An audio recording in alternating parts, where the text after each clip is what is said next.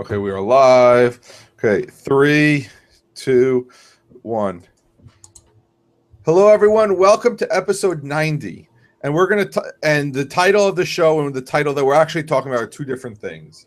But we want to talk about today a website that Tom and I both found excellent called privacytools.io. In short, just really quick, TLDR, so you can stop now and just go there, is basically you want to find a good website. They vetted these tools to the best of their knowledge to find out what is the best, and they give their justification. So it's like a Consumer Reports for online tools that you can really take home to the bank. I think I said that right. Yeah, I would agree. I mean, that's what it is. It's the best tools that we can use. Now be aware if your tool that we're going to go through is not on here, okay, don't run out and get the pitchforks. They do explain why it's not on there. They do a really good job. And again, take it with a grain of salt. They're saying if you really care about a lot of these certain things, you want to look for these. And I got it. Your browser of choice, you're still using IE6 and you're going to use IE6 till the day you absolutely can't.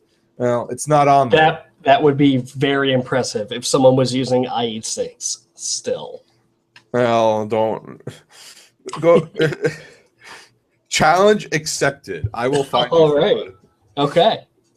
I don't know if I can now, but yes, we will look for it because I do. It does exist. Okay, so the website is, and obviously we're going to put this in the show notes, is privacytools.io. And the first thing they explain is, I mean, the first thing that they take you there is why Windows 10 is awful, which is a whole nother show in and of itself. But basically, the first thing is they're saying what they're doing, how they're doing their ideas, what they're looking for, and they go from there. So the first thing they tell you is don't use Windows 10. You can go there, you can read about it. We're going to do a show, just not right now. Yeah, there's a lot to talk about and even a lot more to research to try to figure out the best way of actually stopping this. So really the first thing they talk about is why you have to actually care about spying and why you shouldn't use a US-based service. Yeah. We found out from Edward Snowden and Glenn Greenwald that anything that's in the US can be subpoenaed and you won't know about it. You're going to get a national security. You won't. Your provider is going to get a national security letter to which they can't talk about, and you won't know that they're giving up everything that they have over to you. Right. You won't know it, but your data will be siphoned off into the court system, into the hands of whatever agency requests it, with really just a small court order saying, hey, yeah, you got to turn over this data. Some companies will fight for you. I know Jacob Appelbaum said that the best legal defense he's ever invested in was opening a Gmail account because Google fought. They fought with blood, sweat, and tears to protect his Gmail account and the things in it. I need that link because we were talking about that. We were talking about that a few weeks ago, and I didn't get the link for that. And I tell people I use that, and I say, hey, here's the thing. You don't like Google because you don't think that they're spying because they spy on you and they do this. No. They just fought for this guy where they had no business doing it. They didn't need to spend hundreds of thousands of dollars. Yeah. And they did. They said, we really believe in privacy. And whether you believe that or not, I mean, both Google and Facebook will fight for the rights to keep their data of you to themselves. But they're saying, hey, look, we don't want to give this to the government. And that's not to say that, that's a hard and fast rule forever that you can trust Google with everything, bar none, for the rest of all time. It's totally not what we're saying. We're saying, in this case, they did the entirely right thing. They did the ethical thing, and they defended this guy with money. They defended him with lawyers. They tried to protect his account, and I believe did protect his account in every way humanly possible, and stood up to the U.S. government. Now, will that always happen? Will that always be the circumstance? No, probably not. But in this case, they totally did. I know Twitter has typically fought against over-encroaching surveillance or requests. Facebook They've gone either way. They've gone both ways. But none of the big players except for, I want to say Microsoft, really just bends over backwards to help the government. Yahoo lost a bunch of money by trying not to comply with Prism and other data. Well, AT&T, you don't even have to ask. They're like, here you go. Right. AT&T, Verizon, really any telephone company says, oh, yeah, totally. Yeah, we'll put those boxes in our network, siphon off all the data. But Yahoo lost a bunch of money in government fines before they were essentially forced into letting the government into their network. And that can happen anywhere. So services based in the US, if you can, avoid them. I know, I am not perfect. I am not the picture of privacy health. I've got a Gmail account. My VPN provider is based in the US. I should fix that. I'm looking into it today. But no one's perfect, and no one's going to get 100% on this list. We all do things that are less than healthy for us in terms of privacy and online security, right? We all go to McDonald's occasionally and order the Big Mac. Well, the Big Mac is not terribly bad for you. I think it's not awful. It's the 20 ounce. Well, it's not it's the 20 ounce small soda instead of the 20 ounce large soda. Whoops. It's the fact that you're getting like a 64 ounce thing of soda. You're drinking a 2-liter bottle. Yeah. And the French fries are fried and everything else. So again, everything with moderation. Yes. So the first thing they talk about is let's see, a VPN, and we talked about what a VPN is. But basically, their thing is everybody here is outside the U.S., uses encryption, accepts Bitcoin, and supports Openvpn. Yes. So you can go through here, and you can, if you want to find the cheapest one, you can. If you don't want to pay any money, then don't have a VPN. Don't get a free VPN. Yeah, no, do not use a free VPN. Remember what we say about, well, really not we. We didn't coin the term, we just stole the term. If you are not paying for it, you are the one being sold. Yeah, that's really the case for free VPN providers. Do not use a free VPN. I mean, one of our favorites is actually not on this list. ProVPN. They have a paid thing. They have a free thing.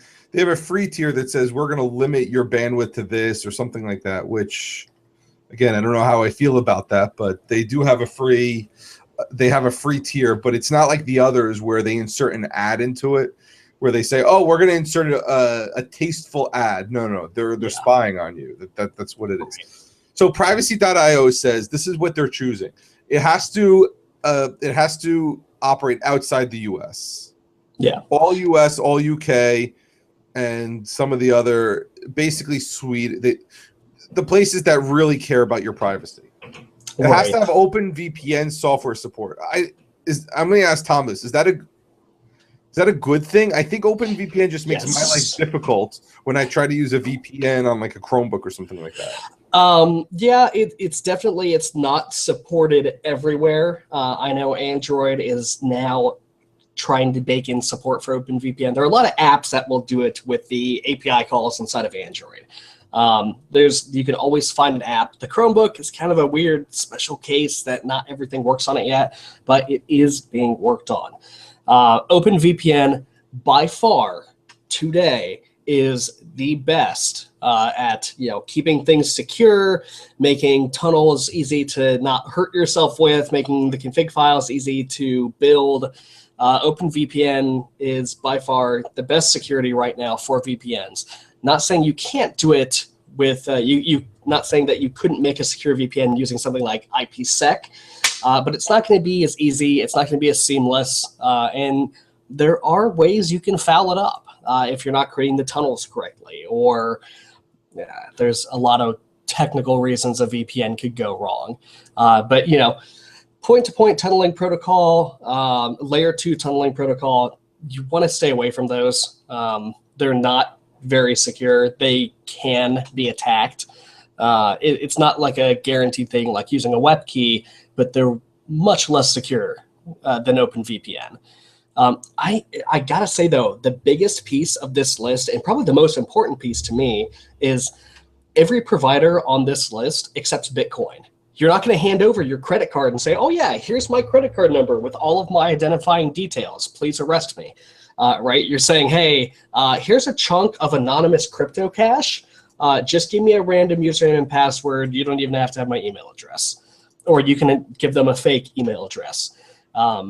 It really speaks to how much that they value privacy if they're going to accept a Bitcoin as a payment method. My current VPN provider totally accepts Bitcoin. It's with that, they also, what's it called? They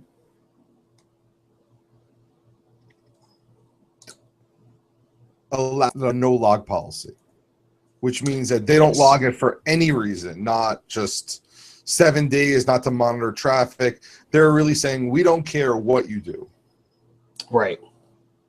Yeah, they're in a lot of these VPN providers will let many users use the same outgoing IP address at a single point in time, so they can't even point to one specific username. Even if they don't know who you are, they can't point to a username and say, yeah, this guy did it, because 60 people were logged on and traveling through this one IP for these reasons. Now, using a VPN is not foolproof. I have stumbled upon websites like Hulu or Twitch.tv, which actually block and ban a lot of VPN users because you're anonymous, because, well, anonymized. People do dumb, bad things through a VPN, and people will get banned from websites. Your IP can get banned. I know Hulu totally loves blocking VPNs because they don't want people from outside the country accessing US-based television because it's against one of their policies or contracts or something. Well, the BBC does the same thing. You cannot access BBC content unless you are in the UK or in, I don't know, the Crown. I don't know where exactly, but in the US you cannot watch BBC. Right. So, and for most people, that was their first experience with a VPN. They were told to download this like Bear VPN to watch the Olympics, the Olympic opening ceremony.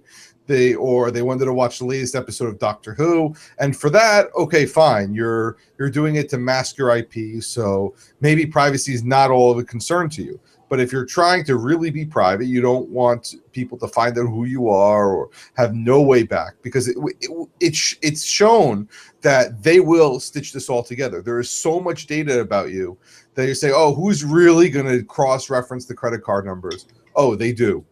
Yeah.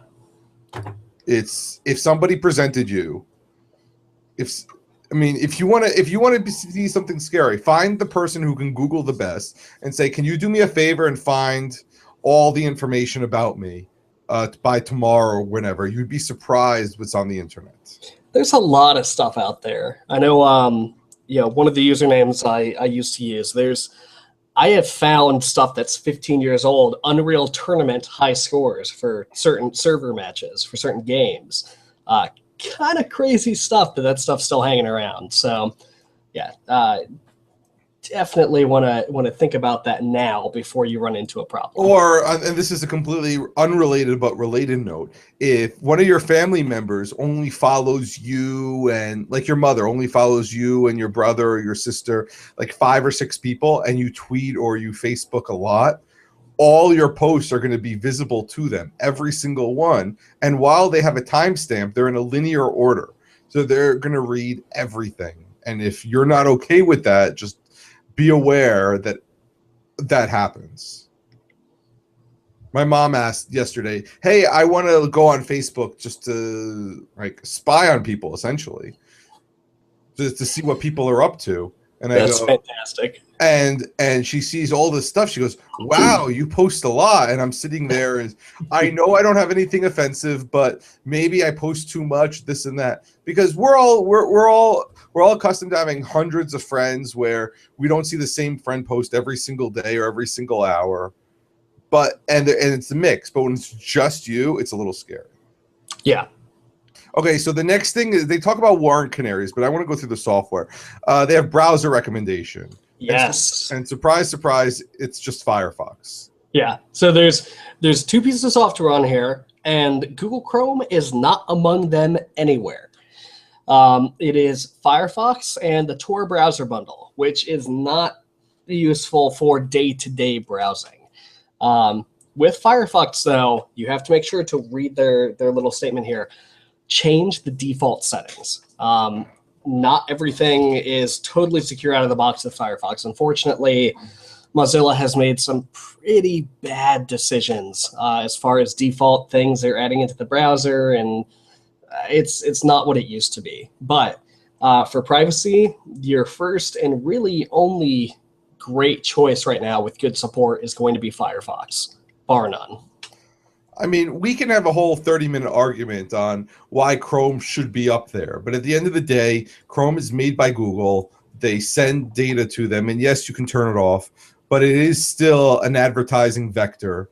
And that tracks you, even if you don't think it does. So yeah. For that reason, see, I don't agree with this. I think Chrome is, well, maybe security and privacy we have to separate. Because it may be that Chrome is the most secure, but definitely not the most private. I wouldn't even say they're the most secure. If you remember the stuff that happened months and months ago, earlier this year with the whole certificate revocation business, where Chrome said, it doesn't really matter, and revoked sites were getting through their filtering, that's a problem. Yeah, that's true. So yeah, I actually, during that whole debacle, I left Chrome and I went to Firefox. I went back to Firefox. Firefox ever since. And you've been there ever since. Yes. So, look, either one, I don't know. If you want to go the complete, I don't want any sort of privacy or tracking, go Firefox. Yeah. It's there. It's good. And their memory leak is still there, but it's on Chrome also. And at least on Firefox, I think it's getting a little better. It's not as bad as it was. If you haven't used Firefox in years, I suggest you try it out. It's pretty nice. It's got some of the same sort of issues, like they're still using the single process model, which means if Flash locks up on a single tab, it can crash your whole browser. They are moving away from that, though, so it's worth looking into. And definitely go to the site and follow their directions to hide your fingerprint. It's definitely there.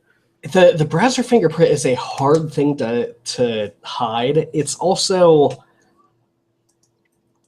it can cause issues. So we were discussing this earlier off show, that when you browse to a website, you send a lot of information to the server, because websites can do cool stuff with that information, or helpful things. Like if you send to a web server, hey, I'm on IE5, it'll go, oh, dude, I can't send you half this stuff because it's just not going to work. Or it'll send you something like, man, what are you doing? This browser is crazy old. You better upgrade immediately because you're going to get owned by some drive-by download. But, for me, I'm on Linux. I'm on a Firefox build that's fairly recent and really up to date. And I'm not enabling JavaScript by default. It is going to be really easy in a room full of people to single out my browser as, it's this guy, this one guy that's traveled to all of these sites. This is probably his fingerprint, and he's probably visited all of these places. So there are Firefox add-ons to randomize that data and make you look different, make you blend in with other people, and more importantly, make it really hard for people to connect the dots using browser fingerprints. It's a good add-on. They've got a list of Firefox add-ons which are recommended, but it can cause some issues. The majority of these are going to take some work. They're going to take some browsing habit changes, especially something like NoScript. Something like uBlock, where you're blocking ads and tracking. Well, we're not there yet. Yeah, we'll get to that. So yes, I mean, Tom's right. So the next thing is, now that you have this extensible browser, what should you add to really, really make sure that you're private across the internet? And these are some excellent Firefox privacy add-ons. And my big issue was running with all of these. I can't see this not slowing you down, but the first one, we'll just go through them, is Disconnect. It's actually founded by former Google engineers. because it basically stops the tracking. So if it finds a tracking JavaScript tag back or whatever the tag is, it just won't send it. So it doesn't have to phone home anywhere. It just loads the site that way. I think that's what it does. Yeah, it can selectively block certain JavaScript elements or certain elements of a site that are for tracking purposes only. You won't ever see them. They're not designed to be seen, but they do phone home, they do collect your information, and it does go to a database somewhere. Disconnect kind of helps stop that.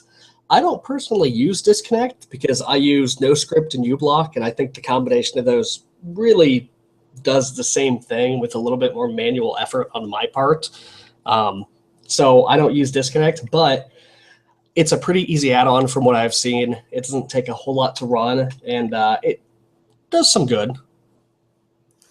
It's choose the ones that you want. I think running any single one of these is going to do 90%. To get the 100%, you got to do all of them. So just remember that. The next one, and this is another argument, is block ads with uBlock Origin. So uBlock is the successor to AdBlock Plus, and the reason they picked this one over AdBlock Plus is, first, it's cross-platform with everything, but it's a smaller footprint, it runs faster, and they don't accept bribes to put ads through. Yeah, this has been a point of controversy for a while, but AdBlock Plus actually started accepting money to show what they deem acceptable ads or responsible advertising on certain websites from certain ad providers. It's their business model. They block everything except what goes through their, hey, these guys paid for this list. Kind of shady. If I'm going to use an ad blocker, I want everything blocked unless I tell it you can unblock this site. In certain sites that I like their content, I will unblock the ads on. It doesn't happen everywhere, and the list is getting smaller by the day. But there are sites that I do allow ads on. uBlock gives you that complete control, and it's fast. I noticed a definite decrease in my Firefox memory usage after switching. I really like uBlock. uBlock Origin, not just straight up uBlock. Gotta have the Origin. And I checked that because I was afraid that I didn't have it.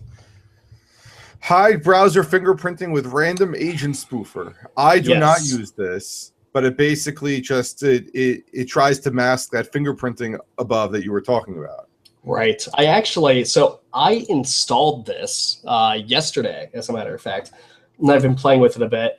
It's interesting. It's got a bunch of different versions of browsers. It's got a bunch of different operating systems that it can mask itself as. It can even choose random desktop or mobile browsers. So it's okay. It definitely does what it advertises. It randomizes your user agent string, so people can't track you around the net by that one string. But it does require some manual work, because sometimes you'll get an ancient version of Safari while you're on GitHub, and then it'll start complaining that it's not supported. Sometimes sites will actually look at your browser version and what type of browser it is and say, oh, well, this HTML5 thing totally doesn't work on this old version of Safari or this old version of Firefox, so we're just not going to give you that. We're going to present you something else. Weird stuff can break in weird ways. It requires some work. I think I've added 2 or 3 sites to their whitelist, which says, don't touch anything when I go to these domains, because it just breaks stuff. It works. It is going to take some work. So try it out. See how your mileage does. It's not a bad thing. One thing I can recommend, though, bar none, HTTPS everywhere. Absolutely. It is awesome. So you know how, and this is less prevalent today than it was a couple years ago when this came out, but like you went to, back in the day, you would go to YouTube, and unless you typed in HTTPS, and then you went to YouTube, you got the standard HTTP unencrypted version. HTTPS everywhere automatically tries the secure version of any domain you go to before it falls back to the insecure one. There's still a lot of sites that offer both secure and insecure connections. HTTPS everywhere will force the secure connection if it's able to. There are some sites that just don't support SSL. So, of course, it's not going to block you from it. It's just not going to make you any more secure. It's easy. You don't have to touch it. You install it. It does its thing. It stays out of your hair.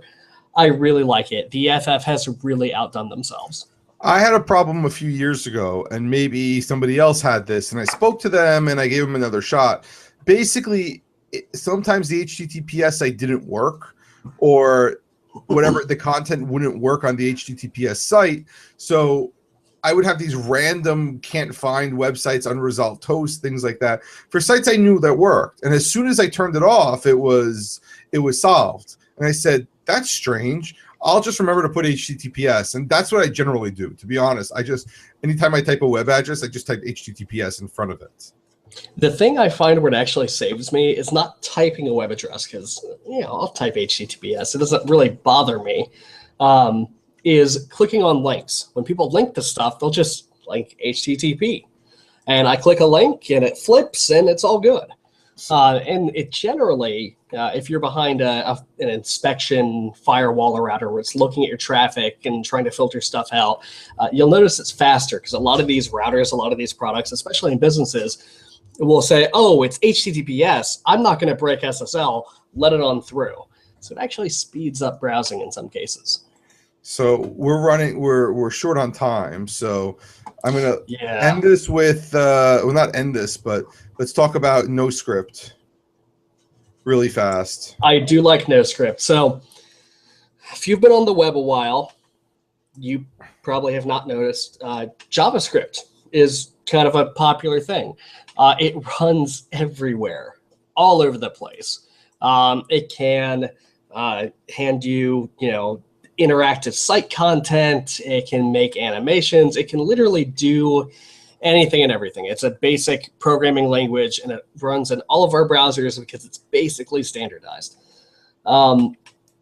JavaScript can do some nasty spying things, run tracking cookies, ship off information. It can do good things and bad things. It's like any other general scripting language or any other piece of code on a computer. NoScript says, hey, I'm not going to allow any JavaScript to run unless you okay it, which means some sites you won't see a difference at all. You'll just notice it loads a little bit faster. Some sites it will completely and utterly break. I know for my website, disabling JavaScript just makes the font a little weird because it also disables external fonts being pulled from Google Fonts or something like that. See, I got tired. I had it running. It's an exercise in frustration. So I would install it, play with it. If it breaks your workflow, which it will, ask yourself, can I deal with this? And then go from there. Yeah. And there are whitelists. You can say, hey, when I'm on YouTube, let YouTube stuff run. But if you see Google Analytics or if you see Google AdWords, stop that from running, block that. I don't want that on my system. I don't want to be tracked in those ways. I know on particularly ad-heavy sites, you'll just see tons and tons of JavaScript. And with most of it blocked, the sites actually load a lot faster. Again, it can break things. You are going to have to selectively allow JavaScript on the places you trust, and even pieces of JavaScript that you trust. It's definitely more technical. I would give it a shot. I don't blame you if you get rid of it. Even people who are really concerned with security have used NoScript and said, I just can't do this. It breaks the web in too many ways. I use it. I've made it part of my workflow today, but I understand if it's a little too overbearing. And